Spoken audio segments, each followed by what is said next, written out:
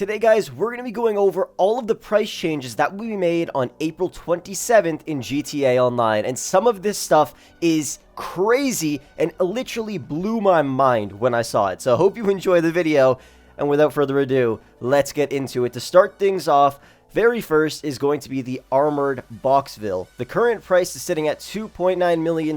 It will be dropped down to a price of $1.3 million. Next is the Chernobog, which starts at a price of $3.3 million, and the price will be dropped down to $1.5 million, which is honestly very cheap. We then have the Ruiner 2000, which starts at a price of $5.7 million. That price will be dropped down to $3.7 million. We then have the Thruster, which starts at a price of $3.6 million, and it'll be dropped down to $2.5 million.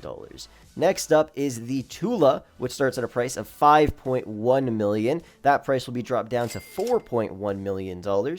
Then we have the Stromberg, priced at $3.1 million, dropped down to $2.5 million.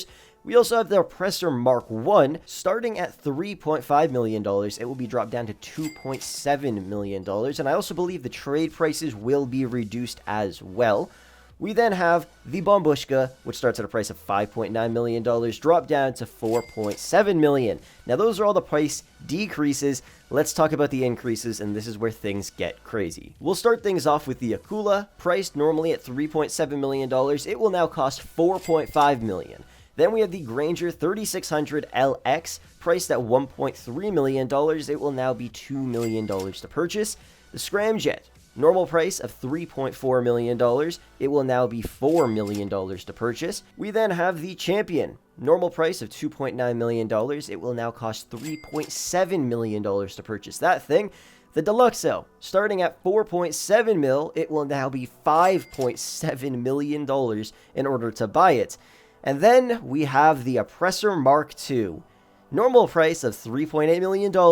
And here's what's crazy. This thing will now cost $8 million to purchase. $8 million.